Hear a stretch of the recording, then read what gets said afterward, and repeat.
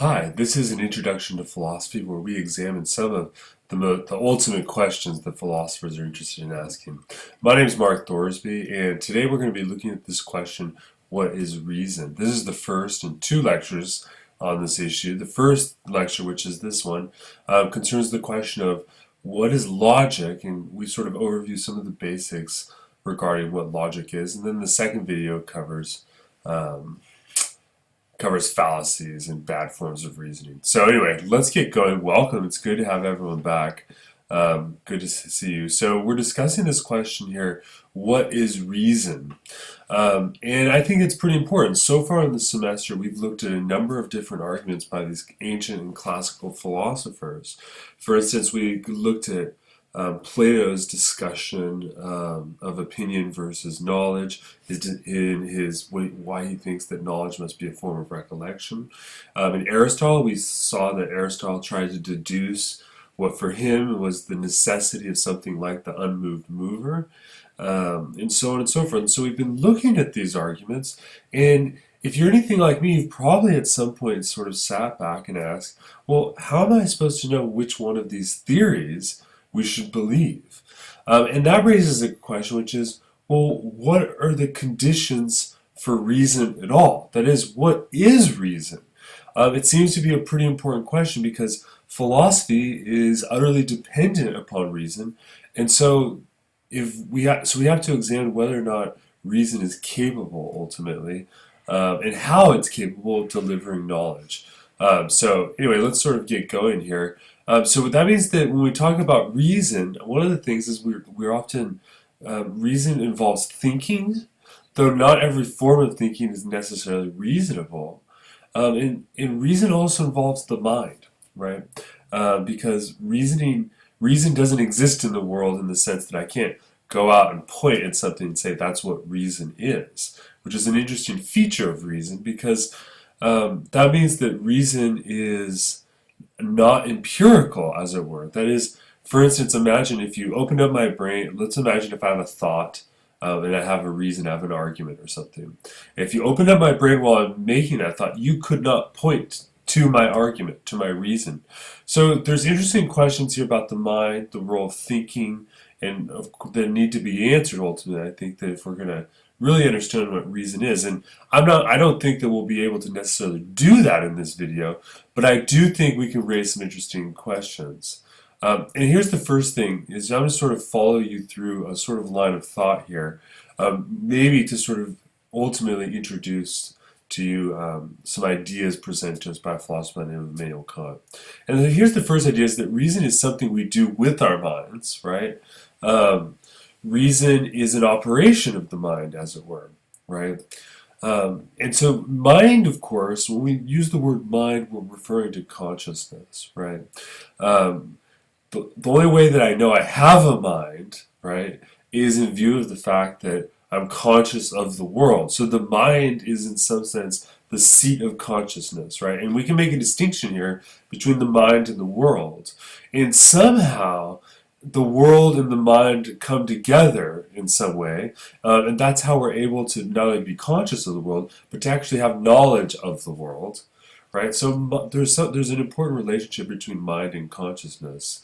So we might say, just sort of given what we've sort of talked about thus far, we might say that reason concerns our process of thinking that is present to us in consciousness. Right, there's some interesting work that's come out recently by some well-known psychologists. And there's a distinction that can be made between fast and slow thinking. Because if we're talking about the reasoning concerns the process of thinking that's present to us in consciousness. So imagine, for instance, as I'm living my life and I think, oh, I need to, before I can sell the house, I have to clean the garage, right? And I'm thinking in real time. Analyze what is happening in our experience of consciousness and reason. Well, it looks like there's these two processes, what the psychologists here are talking, system A and system B, are slow thinking and fast thinking. Fast thinking is the sort of, I see a box fall and I immediately move and grab it before it falls on me, right, if I'm cleaning my garage. or something like that. Or I'm cleaning my garage and I drop something and I move my foot before it falls on my foot. In those sense, I obviously knew that if I didn't move my foot, I would experience pain, or if I didn't move or catch the box, that I would experience pain. But all of this happens extremely fast, right? And in fact, it seems to be a result of habit. Now, contrast that with the sort of process of thinking we normally refer to. For instance, you can imagine I'm setting out to clean my garage, and I think, I should really take an inventory of everything, and then that way I can figure out which boxes, which things should go in, and separate everything by category. That form of reasoning takes a lot more time. It's slower, right? And that's the sort of reasoning that we're going to be interested in here, as when we talk about what reason is we're interested in philosophy. It is a form of slow thinking, if you will, where we sort of try to churn out what has to be the case. We try to, if you go back to Plato's theory of the dialectic, right, there's this idea that we would somehow slowly move our way through reasoning to what the truth is. And there's an interesting question here about the relationship of reason and truth. Now, let me introduce here, there's a philosopher here by the name of Immanuel Kant. And just to show you, here is his photo here, or I guess painting of him. So that's Immanuel Kant. I think he's quite young when that was taken. But Immanuel Kant, he's a well-known philosopher of the 19th century. And he writes, 18th century, and he writes a book called The Critique of Pure Reason. In fact, he has three principal works: the critique of pure reason, the critique of practical reason, and the critique of aesthetic judgment. So, but Kant is interested in this question of reason. Now, we have to be a little bit clear, because Kant makes a distinction between two types of reason, and you'll see in this video, I don't really this isn't a lesson on Kant per se, but I think we can use Kant to think about some important questions that are relevant. But the first type of reasoning that Kant is interested in, it's a little bit different than we were talking about earlier, is what we might call, what he calls theoretical reasoning. And theoretical reasoning concerns the structure of reasoning itself. That is, Kant wants to understand that if we're conscious of certain things, if we're conscious of a certain sort of process of thinking, what are the necessary structural features of that process, right? And he writes a very long list of things. For instance, he wants to know, for instance, I'll give you an example here. How is it possible for us to recognize nothingness in the world, right? How is it possible? Because if nothingness is precisely the absence of existence, then there's no way for me to recognize in the world, which the world is nothing but a collection of existing things. I can't recognize that which doesn't have existence in a collection of things that only have existence. And so this is basically the formula for the problem we looked at in Parmenides.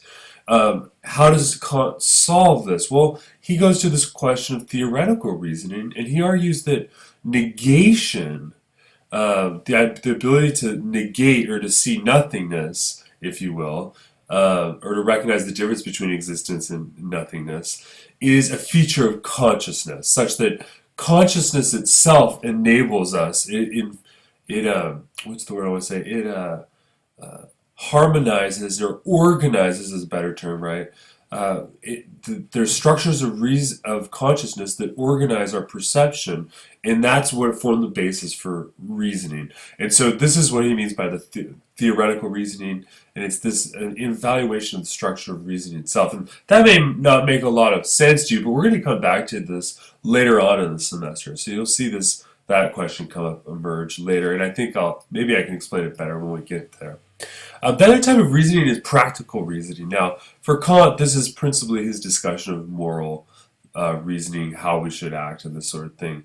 But it is an important distinction here. If theoretical reasoning concerns the structure that reason has in a pre-conscious state, if you will, practical reasoning is the type of reasoning we're mainly talking about so far in this course, right? That's reasoning in practical use. So the type of reasoning I use when I sit down and try to organize and categorize how I want to, put all my boxes in when I'm cleaning my garage or something like this. This is an example of practical reasoning. Now, obviously, whether or not practical reasoning is sufficient right? Whether or not practical reasoning is ultimately, we can trust it, depends, of course, on our discussion of theoretical reasoning. Now, we're not going to get into that discussion of theoretical reasoning. I don't think it would serve us too well at this time. But it is an important distinction here. Now, let me move up here. So, what does this mean ultimately for Kant? And this is where I really want to take up Kant's idea here as we continue our discussion today, which is Kant sees reason as the arbiter of empirical truth. Now, what do I mean by empirical truth? Empirical just means experience-based, right? Something is empirical if it's known through some sort of experience. Typically, we mean sensation, right? So, for instance, I'm holding a glass of water. My knowledge of that is an empirical knowledge. That is, it's a knowledge through my sense perception of the water. Now, there's lots of really complicated reasons for why and how Kant argues this, but I want you to see it in this way, right? It seems to be the case that when we talk about whatever it is reason is, right? Reason is in some way what it allows us to make objective determinations about the world, right? Now, let me make this distinction, what I mean by objective and subjective, on the other hand. Objective knowledge here would refer to knowledge that is known in an identical fashion to all people or to all other perceivers. Whereas subjective knowledge is knowledge that is somehow dependent or can only be known at a personal level, right, in terms of one's own subjective or personal experience. So we can make the distinction between subjectivity and objectivity. Now, the thing, though, is that the worry would be is that what if all knowledge is purely subjective? Well, if that was the case, then science would collapse, right? And science here being, think of the physical sciences or chemistry or something like this, that the goal of the sciences is to gain knowledge about how the world really is. And that means that the process of scientific reasoning, right, is critical. It has to be objective in order for science to get off the ground, if you will. So that means that for Kant, he wants to defend reason as the arbiter of empirical truth, such that if we use certain forms of reasoning, we can indeed come to knowledge that's objective, that's true about the world. And of course, that's what we're interested in, right? We began the discussion today by asking the question, as we've been looking at all of these different philosophers, who should we believe? And this is the question, which of these is objectively true? And so there's this question. Now, we're not going to run through that, but I want you to be thinking about that question as we discuss today. So, as I mentioned before, reason is essential for the validity of science. Now, when I say validity of science, I'm now talking about a certain type of reasoning, because oftentimes we can say that people give reasons for things, but people give good reasons and they give bad reasons. And what we want to talk about is, what does it mean for a reason to be a good reason? And we're going to see that the real logical term here is reason should be valid, okay? But before we can get into all that, we've really just got to ask this question, what the heck is logic? What is logic? You can see the word logic comes from the Greek term logos. And originally, as we discussed with Heraclitus, logos meant something like discourse or talk. Today, logic almost exclusively refers to the fact that there are certain patterns and structures in reasoning itself, that some of which are always good necessarily. And also, well, we'll get into that as we keep going here. So what exactly is logic? Well, I think we could simplify our definition of logic by saying simply that logic is the science of argumentation. And when I say science here, this is, I truly mean science in the sense that logic is the study we use to determine which sorts of arguments are necessarily true, objectively speaking, meaning that if you give a logical argument should be logical for me as well as it is for you or for a third party, right? That the validity of the reasoning is independent of my own personal opinion, and it's independent of any other sort of subjective criteria, right? That's the goal, at least. Now, so what is an argument, though, right? You can see the first sort of series of questions here, sort of like when a child is learning, keeps asking why. Well, what exactly is an argument? Well, an argument, an argument is a series of propositions that are meant to infer a specified conclusion. Now, of course, when we say the word argument, a lot of times we mean an argument is when people debate and they sort of duke it out, and they fight out a certain sort of idea. We don't mean those types of arguments. What we mean is an argument is essentially when someone tries to give evidence for you to believe a certain type of thing. And arguments always have two things. On the one hand, they have premises, and on the other hand, they have conclusions. A premise is essentially the evidence we use to prove a conclusion, right? And the idea here is that you always have every argument has premises and conclusion, and that the premises should infer the conclusion. That is, there's a link of inference. Inference is one of these terms we use in logic. And inference means the idea that if the premises are true, the conclusion becomes true. Another thing that we often talk about in logic is the notion of truth functionality. And truth functionality means that the truth of the premises is functional to the conclusion. I'll show you an argument here in just a minute, and you can get a sense of what I'm talking about. But by the way, I thought I'd throw this in here. A lot of people ask this question, what is an argument? And believe it or not, it's actually very difficult to define. So I've pulled one of the analytic definitions that's a typical definition here. And here's what we get is an argument is a collection of propositions, right? And the P's here represent the premises. A series of propositions with premises 1 through a certain number of premises, a conclusion.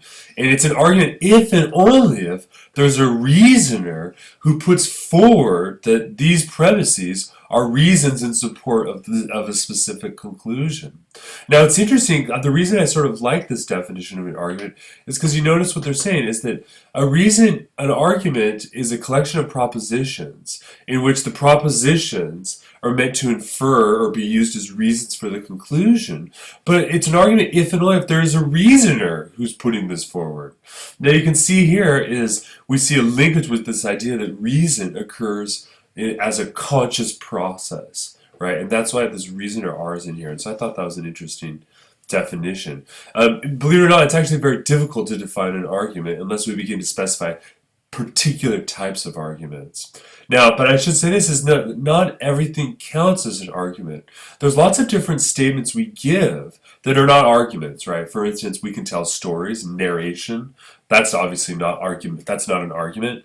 Even though you can have a narration about an argument, it's important to notice the difference. Another difference here is an explanation.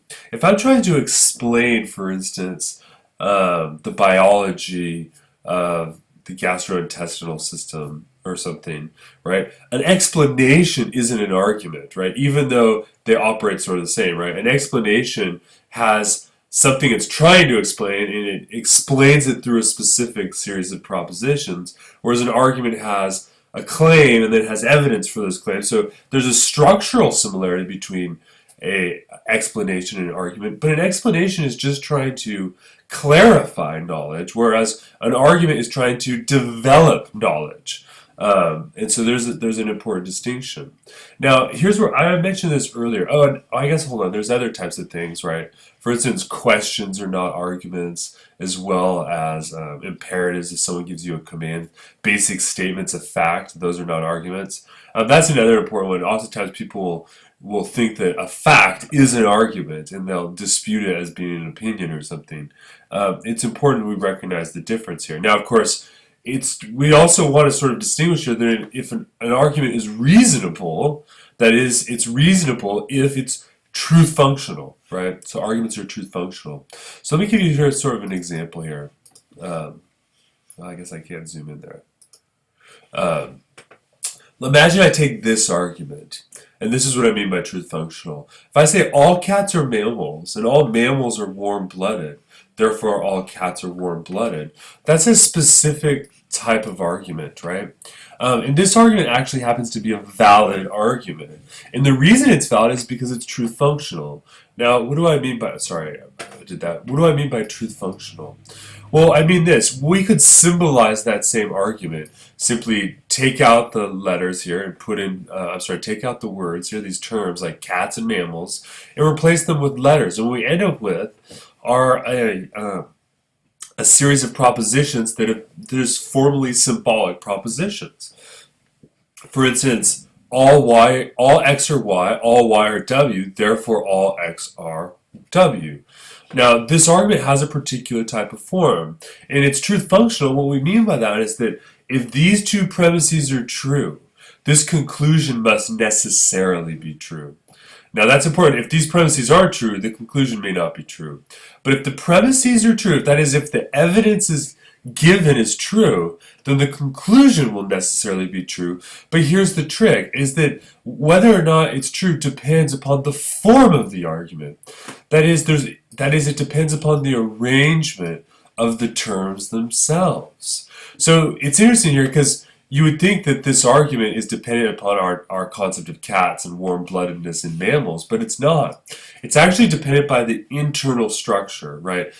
John Locke once called logic the anatomy of human thinking. So think of the form of the argument here that we just gave as like the skeletal structure, right? The notion of cats and mammals and warm-blooded, this is essentially the flesh on top of this symbolic structure. And in fact, what we discover is that we can replace we can give any argument that has that same form, that essentially we take that same skeletal structure and just replace the flesh on top of it, and we end up with our arguments that are always valid.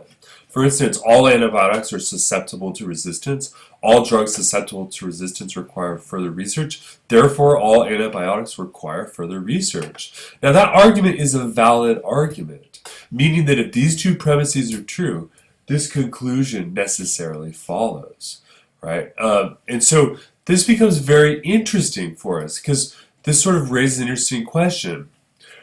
Because what it means is that reason, there are certain forms of thinking, right, that when they're logical, right, they become truth functional, meaning that we can actually produce more knowledge. And when I say they're truth functional in an objective sense. They're truth functional for all people in all places, in all languages, right?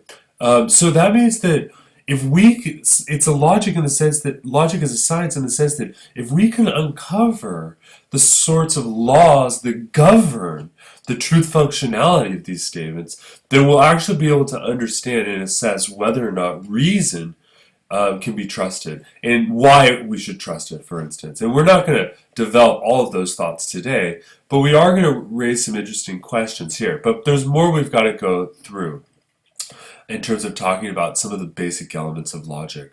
The first is that there's two principal types of reasoning. So that means there's two types of arguments possible. The first are what we call deductive arguments. And deductive arguments are deductive reasoning is when is reasoning by necessity.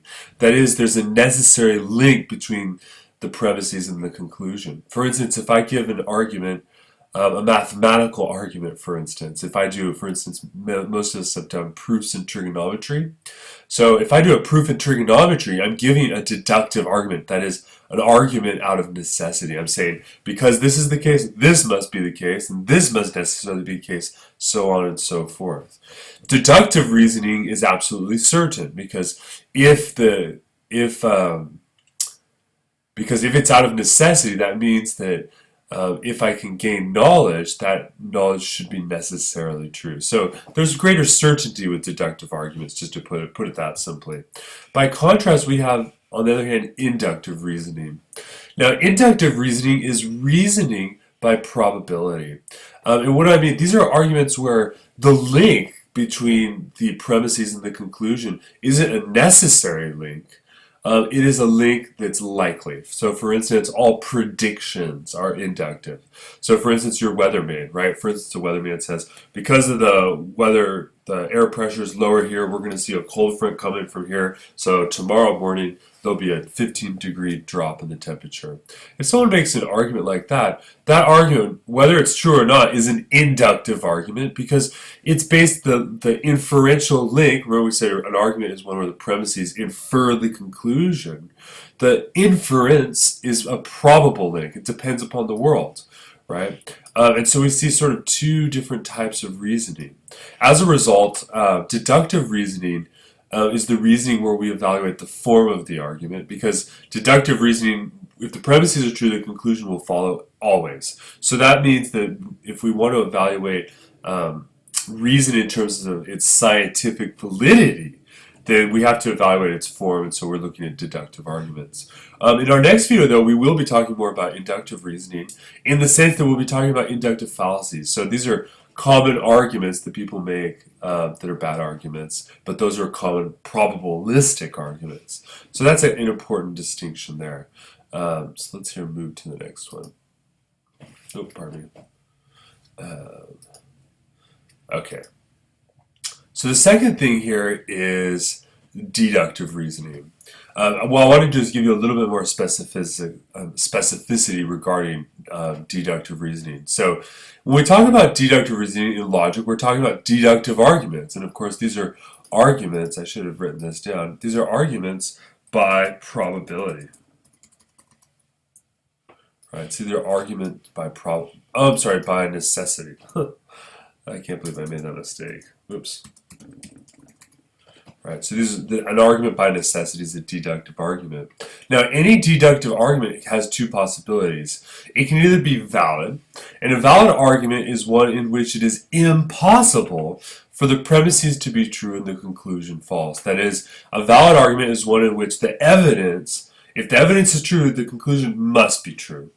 By contrast, an invalid argument is an argument in which it is possible for the premises to be true and the conclusion false. So for instance, an invalid argument is one in which I can give you all these reasons and all those reasons are true, but that doesn't mean that the conclusion is true. That is, it doesn't actually support in a truth functional manner, right, the inference of whatever the conclusion is. So every argument's going to either be valid or invalid. Now, a valid argument has two possibilities as well. A valid argument is either sound or it is unsound, right? So what is a sound argument? Sorry, I hope I'm not moving around too much here. A sound argument is an argument in which the premises really are true, right? Because remember, we're going to see here that the validity of an argument, because we're talking about the truth functionality, ultimately depends and is determined by the form of the argument. But whether or not an argument really is true, right, that is, whether or not an argument really is sound, that depends upon whether or not it really is the case, right? So for instance, if I say all cats are mammals are warm-blooded, therefore all cats are warm-blooded, right? If that argument really is valid, if that argument's truth function, we say it's valid, but whether or not it really is true, well, that depends upon whether or not there are really things in the world called cats, and there are really things in the world called mammals, and so forth. So what does that mean? It means that logic ultimately treats validity. The question of the soundness or the unsoundness of something is ultimately dependent on the world, and that would require us to go outside of logic. So for instance, that means that when we're looking at philosophers like Plato and Aristotle, we need to assess the validity of their argument. Whether or not what they're saying really is true can't be determined solely through an analysis of the reasoning. In some sense, it depends upon the world, and that raises its own series of interesting questions, I think. So that's what, well, actually, here, let me go back and make sure you see that. So when we go to, where is it?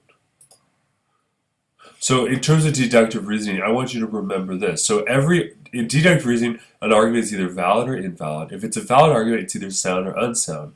Now, essentially, by definition, an invalid argument is an unsound argument, right? So we can just say they're unsound, but it's unsound because of its problem with validity, not necessarily because the premises are true. So now, let's go here. We mentioned there's two types of reasoning, deductive and inductive. So let's talk about inductive reasoning for a moment. You can see here we have a very similar sort of structure. where we have an argument is, in inductive reasoning, is an argument that is probably the case. So it's an argument by probability. And every argument by probability is either going to be strong or weak, right? It's either going to be strong or weak. And what do I mean by strong or weak? Well, if an argument's strong, that just means it's likely, right? That means that there's a high degree of probability. For instance, if it's weak, that means it's unlikely. It means there's a low degree of probability. Now, importantly, a strong argument could turn out to be false, right? Because it's about probability. So for instance, imagine if I make the argument, you buy a lotto ticket every night, therefore you're likely to win a lotto ticket. I'm sorry, win the lottery, not the ticket, right? If I make this lottery ticket argument, is that a strong or a weak argument? Well, it's a weak argument because of the odds are stacked against you. They're astronomically, right? So it's very unlikely that just because you buy a lotto ticket every night that you're going to win, right? In fact, every night your chances reset even. So just because you buy tickets over and over doesn't change your probability actually at all. So that's a very weak argument now, but even though it's a weak argument, you could actually still turn out to win the lottery. So whereas, for instance, imagine if I said you bought 10,000 of the 11,000 lottery tickets, therefore it's likely you'll win the lottery. That's a stronger argument because there the probability, if you could actually have that many tickets, would increase your likelihood of winning. Now, of course, even though it may be likely, that is, even though you may have a strong argument, it could actually turn out to be false too, right? So, for instance, I could imagine someone saying, if you get a 1400 on the SATs, then you'll be able to get into any college you want to, and you really do get a 1400 on the SATs. That doesn't, but maybe you apply and you don't get all the opportunities you think you will, right? So even strong arguments can turn out to be not true. So a strong argument that really is true is what we call a cogent argument. So a cogent argument is an inductive argument that actually is true. It's essentially the same notion as soundness except for induction. And an uncogent argument is an argument that turns out to be not true as well. So these are sort of some key distinctions here in terms of induction. But you can see it works pretty much the same way as deduction. You have an argument, it's either strong or weak, and then it's either cogent or uncogent, and a weak argument is uncogent too, by sort of definition. So what I want to do now is I want to just mention a couple key ideas and then wrap our video up. You're going to see we're going to wrap up a little bit shorter today. The first thing here is fallacies. What is a fallacy? Well, literally a fallacy comes from the Latin term which means a false argument. So one of the things we want to be on the search for, on the lookout for, are fallacies. That is, arguments that are false. Either they are weak arguments or they're invalid arguments or unsound arguments. Anything like that is considered a fallacy. And we're going to see actually in the next video that there's a whole series of fallacies that people very commonly make. And so one of the things we're going to be looking at here is, or that I want you to see, is what are the very common fallacies. And you're going to see that the philosophers who are coming don't make these common fallacies, at least not very often, very rarely. But it's important for us to know because we make them quite a bit. The second thing I want to mention here is a distinction between what's called sufficient and necessary, sufficient versus necessary conditions. Whenever we talk about a condition, what we're talking about is something that has to exist in order for something else to occur. Now, but there's two types of condition. Well, there's really three types of conditions. The first type of condition is called a necessary condition. A necessary condition means that the condition must happen in order for the consequence to occur. But a necessary condition may not be enough. So for instance, imagine I could say, a necessary condition for you to live is to breathe, right? That is, in order for you to live, it's required that you have air to breathe, right? That's a necessary condition. But of course, is a necessary condition all you need to live, right? Is air all you need to live? No, of course not. So that means that some conditions that are necessary are insufficient, though they're necessary. By contrast, there are some conditions which are sufficient, and sufficient, meaning that they're enough. So for instance, you can say if you have water, shelter, health, and a bunch of other things, those are all sufficient, necessary and sufficient to live, right? So sufficiency means you can complete the condition. So there are necessary but insufficient conditions. There are necessary and sufficient conditions, and then there are also purely just sufficient though unnecessary conditions. So it gets sort of complicated, but it's an important distinction we'll see, because one of the questions, well, I'm hoping that as we go through this, you'll be able to ask, as we evaluate for more philosophers, you'll be able to evaluate or analyze their philosophy better by being able to sort of spot and say, wait a second, are you saying, Aquinas, that movement is a necessary condition, God is a necessary condition for there to be movement in the world, or whatever? That'll come in our next couple videos here, when we look at the arguments for God's existence. So, but this is really key terminology. Another key important terminology is the distinction between what we call a priori and a posteriori. Now, why is this important to logic? We'll see. There are certain statements, propositions, which can be known to be true a priori. That is, they can be known without experience. Whereas there are other propositions that are a posteriori, meaning they make sense only with experience. So a priori refers to before experience, and a posteriori refers to after or post experience. A good way to distinguish this, remember earlier we talked about Immanuel Kant, and we talked about the idea that Kant's interested in theoretical reasoning, where theoretical reasoning concerns the structure of reasoning itself, whereas practical reasoning is reasoning in actual use, right? So when he talks about theoretical reasoning, in many ways he's talking about the question of what is the a priori conditions for practical reasoning, right? Now it's a lot more complicated than that, and I would do Kant an injustice to just leave you with the impression that that's all he's saying. But I want you to at least see this distinction. It'll become apparent, especially when we talk about certain arguments for God's existence, for instance. Finally, there's another important distinction here, the difference between necessity, necessary truth, and contingent truth, or necessity and contingency, right? What is necessity, or what is a necessary truth?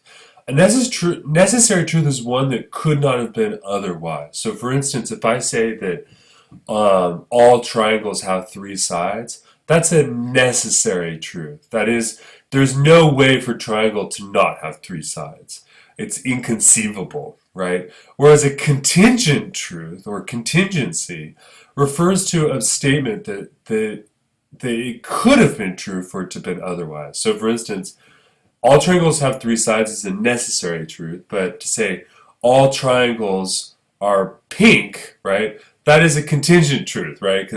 Or if I say some triangles are pink, for instance, that's contingent because they could have been otherwise, right? Now that's an important distinction for us, because ultimately we need to realize that it looks like, and this distinction between experience is important here, it looks like in many ways our knowledge we gain from experience is contingently true, whereas knowledge gained without experience must necessarily be true. And that's a way of understanding, for instance, the insight that I think Plato has when he talks about why mathematics and mathematical forms of reasoning is somehow superior than merely just descriptions of your physical experience, right? Being versus becoming, the forms and all of that stuff we've discussed. You can see here that this gives us a handle to understand a little bit more about what Plato's arguing. So where do we go from here? What exactly is reason? How should we leave the discussion here today? Because you can see we could talk more about different types of arguments, but I want to leave you with this question, which is, okay, it looks like the types of arguments we should use in philosophy, or actually in most of our lives, are going to be these valid and sound arguments.